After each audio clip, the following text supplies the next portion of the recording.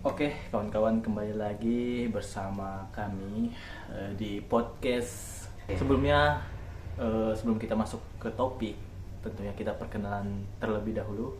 Perkenalkan, nama saya Miki Saputra. Di sini saya sebagai host tentunya untuk memimpin podcast ini, dan kita kedatangan narasumber.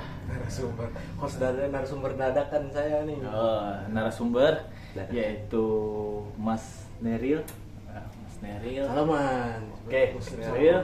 Di sini Mas Neril ini spill profilnya, dia ini adalah boleh bisa dikatakan sebagai pendatang tentunya di Pangkalan Bun ini atau Kota Waringin Barat ini. Dia sebagai pelajar tentunya di Enter ataupun dia kursus tentunya di Enter ini mengambil jurusan apa namanya? Akuntansi dan perpajakan. Itu adalah spill pengenalan apa? Pengenalan podcast atau pengenalan pekerjaan? Wah, spill latar belakang itu kan, latar belakang. Enggak, tidak ada yang mau tahu latar belakang saya di sini. Oke, sesuai dengan podcast kita, yaitu dua misteri. Dua apa namanya? Misteri dunia.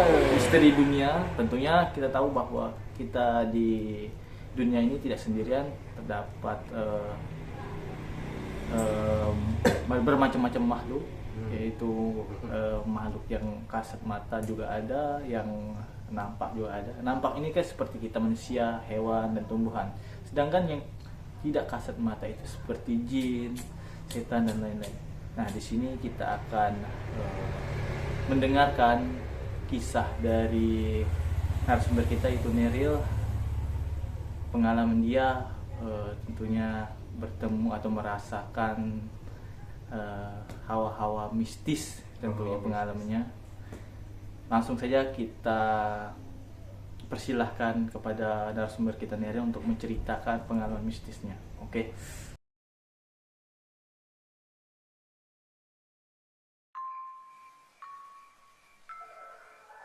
Biar kita perjelas dulu, yang di sini maksud saya sebagai hawa mistis atau hal mistis itu berhubungan dengan kepercayaan saya kepada hal gaib dalam Islam ya, Pak ya. Oh, oke. Ya, di Islam itu kan disebutkan bahwa kita umat muslim itu tentunya percaya dengan hal gaib, cuman bukan dengan hantu, kuntilanak atau pocong atau tuyul bayul kecil kayak segini itu. Nah, itu kan masyarakat Indo percayanya itu adalah orang yang kurang ini apa, yang mati tapi penasaran lah istilahnya. Sebenarnya kan itu jin yang Seperti lagu lah, Pak. Iya, Seperti lagu Roma. Ya. Sebenarnya kan itu jelmaan jin untuk untuk menggoyahkan iman kita sebenarnya. Ya, kalau cerita saya itu nggak ada sama sekali, kurang menarik. Enggak apa-apa. Untuk Mas Neril, sekiranya ada pengalaman yang ganjil-ganjil itu yang Mas Neril rasakan, kehadiran sosok jin segala macam itu, apakah ada kontak langsung segala macamnya? Kalau kontak langsung tidak ada sih sebenarnya. Cuman kalau gangguan kecil atau melihat suatu sosok yang ngeblur seperti film apa itu, film berita yang diblur, ya mirip seperti itu lah sebenarnya. Kalau saya cerita dari awal mula saja. Awal mula saya tuh waktu waktu naik kelas 5 SD kalau misalnya. Waktu saya sunat. Anda nih podcast kan atau main HP ini? Ya, lanjut. Jangan main HP.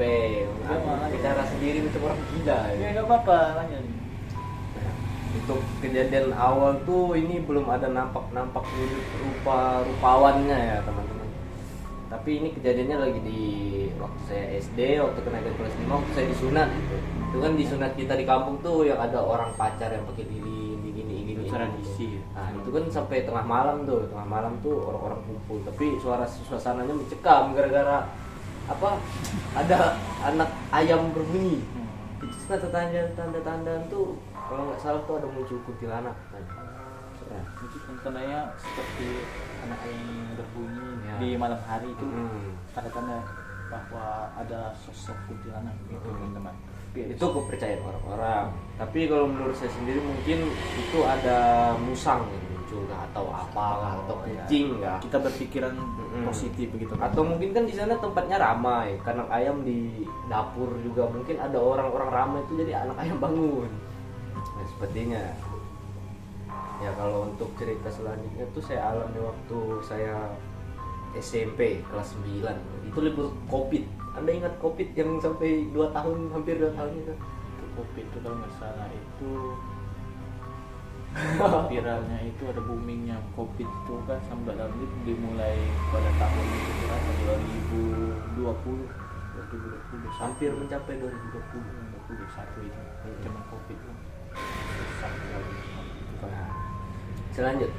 Nah, untuk kejadiannya tuh kalau nggak salah tuh bermula di malam hari. Saya tidur sendirian tuh di kamar di rumah nenek tuh waktu di kampung gitu. Kampung kota biasanya. Nah, awal bulan tuh saya tidur, nggak tahu itu mungkin udah lewat tengah malam atau gimana. Waktu saya bangun itu lampu listrik itu mati, tapi nggak tahu itu mungkin emang lampu listrik mati pemadaman kayak gitu. Cuman dari arah luar tuh ada ini apa, ada cahaya pelita tuh, cahaya lilin. Tahu kan cahaya lilin yang merah gitu. Itu lampu apa mas? Keterangannya lampu jalan atau lampu apa? Bukan, itu dalam kamar saya. Waktu saya bangun tidur. Nah, pas itu mungkin saya pikirnya nenek saya ini hidupin lilin. Nah, kamar saya tuh kan pintunya tuh dikunci dari dalam kan, pakai ada kayu gitu yang menghalang pintu dibuka dari luar tuh kan. Nah, pintu kamar saya tuh cuman bisa dibuka dari luar ke dalam gitu. Cuman itu kan ada penghalangnya jadi nggak bisa dibuka. Itu penghalangnya itu lumayan kuat itu. Sampai digedor abang saya pun nggak masuk dia. Nah, tiba-tiba ini apa terbuka pintunya. Saya kira pengganjalnya tuh lepas atau gimana. Saya nggak peduli juga. Itu kan udah tengah malam. Nah, terus itu apa namanya? Pintunya kebuka, kayak ada suara orang jalan gitu. Tapi posisinya gimana itu? Posisinya di dalam, dalam saya tidur dalam kamar kan itu dalam kamar. Iya, kan saya ini kasur, ini pintu, jadi pintu lu ngehalang tempat saya tidur gitu. Saya tidur kan gini, nah di sini pintunya udah kebuka di sini, menutup. Cuma cahayanya masih kelihatan ya. Jalan kemana itu? Ke dapur kah atau ke luar gitu? Itu jalan ke dapur itu. Oh. Nah, saya kira itu apa nenek. Biasanya kan nenek tuh bangun sering subuh dia bangunnya tuh. Biasanya kalau dia bangun tuh, oh ini udah tanda subuh. Iya. Oh, nenek sepertinya. Saya kan, cuman kayak pintu tuh ada suara orang gesek gitu, kayak gini. Cuman agak ini kan kayu. Pintu saya itu kan kesibot, yang kayak semen. Bukan semen sebenarnya. Enggak, itulah pokoknya kesibot sebutnya tuh. Nggak tahu kalau bahasa Indonesia. Nah itu bunyi, saya kira kucing, tapi kalau kucing pun nggak ada suara jalan dia kayak jalan manusia. Kalau misalnya kita kaitkan ke mistis itu seperti kuku panjang lah itu. Iya, karena kayak sejenis cakar kan, cakar itu sejenis menggeret untuk pikiran kayak gitu. Intinya dia tuh kayak meraba pintu gitu, meraba gitu. Terus langkah tuh kayak makin keras makin dekat itu jelas ya, soalnya sunyi juga jadi kedengaran lah itu. Tapi yang dari arah luar kamar tuh kan cahaya masuk tuh, nggak ada ini apa, nggak ada bayangan orang. Saya lihat gini kan, cuman nggak tahu lah efek ngantuk kayaknya. Cuman tuh namanya masih kecil, jadi takut juga waktu SMP itu. Nah pas hampir dekat itu saya langsung nggak lihat, langsung tutup sama selimut, tidur, coba tidur, baca doa sampai doa makan pun kebaca itu. Allahumma lakas-sumtu, Allahumma barik lana lah, panik pokoknya. Itulah efek berlebihan dari panik itu. Doa makan disebut.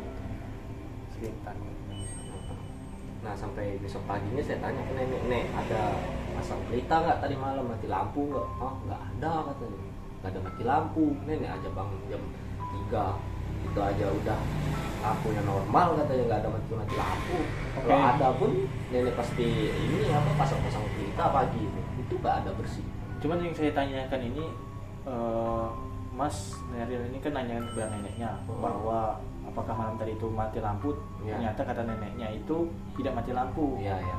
Apakah yang Mas Neril ceritakan bahwa posisinya Mas Neril itu melihatnya itu pas ketika mati lampu itu suasana itu dalam mimpi kah atau memang benar nyata gitu rasanya? Kalau menurut saya, Anda pernah ini gak bangun tidur ya kayak kayak gitu tuh? Pernah kan kayak setengah sadar gitu. Cuman saya nggak pasti itu kalau mimpi tuh, soalnya saya ngerasa juga pasang selimut, tutup selimut atau apa, terus megang pintu yang di samping tuh, kok ini pintunya kebuka gitu. Saya kan masih saya pegang tuh masih kerasa gitu. Masih ingat juga kalau mimpi pun pasti saya lupa ingat gitu kan pas bangun. Itu masih ingat jelas itu. Malah sampai kasur pun sampai basah itu gara-gara keringat tuh. Nah, Keringat ketakutan gitu. ketakutan. Nah itu cerita ke ini sih, keduanya. Kalau yang ketiganya tuh Tapi berapa cerita itu banyak? ada banyak sih. Itu di rumah nenek tuh. Ini mas 10 lah, 10 cerita kan? Enggak, maksud cerita yang pernah saya alamin aja lah. Nah oke. itu pas, nah ini lanjut pas kelas ini nih SMA kelas 10 tuh masih covid juga tapi masuk untuk per sesi gitu. Oh. Sesi 1 masuk pagi, sesi 2 masuknya siang gitu kan.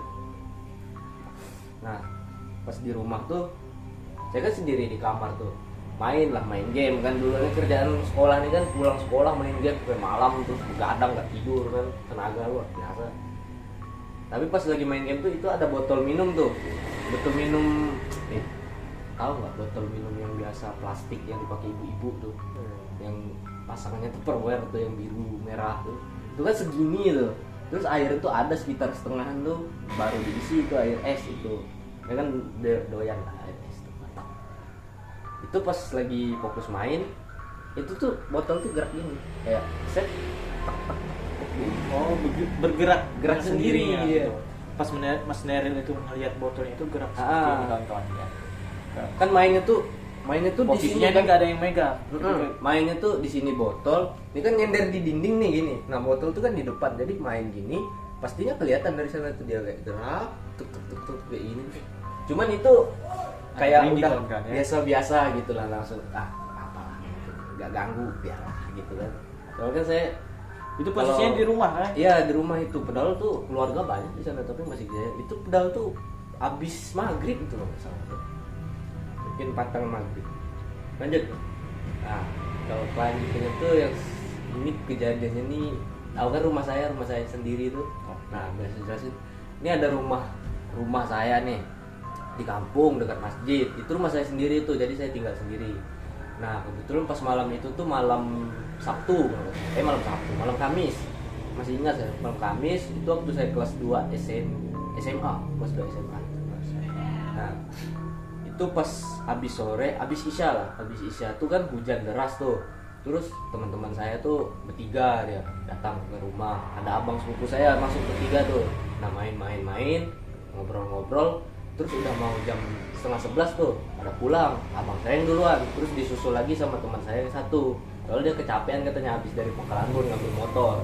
Nah saya yang terakhir nih teman saya nih, itu udah hampir jam 11 tuh, masih hujan di luar. Terus dia bilangnya, aku mau pulang dulu katanya.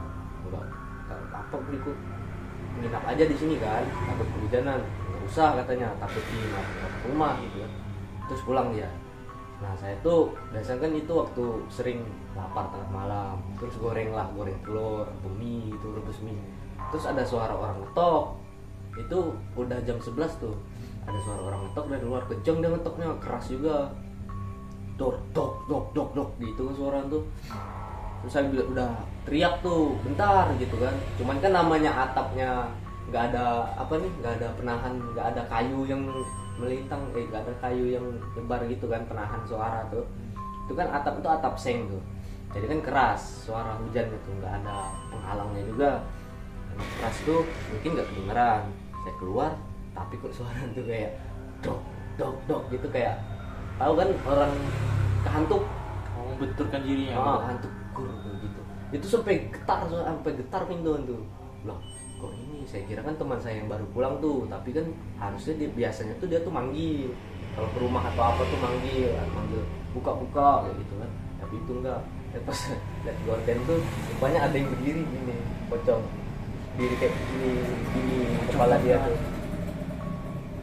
Tapi itu membelakang dia, soalnya wajahan tuh nggak kelihatan di sini, jadi cuman bagian belakang aja. Itu ada Cuman sekitar posisinya itu tangannya itu mengarah ke depan pintu kayak gini kah atau enggak, ini kan pintu. Jadi dia tuh kayak, nah saya kan dari ini kaca, ini pintu. Jadi dia tuh kayak gini, nyamping. begini. Nah, gini. Oh. Nah, sama badan sama kepala dia. Itu kainnya tuh agak-agak lusuh, kuning-kuning gitu.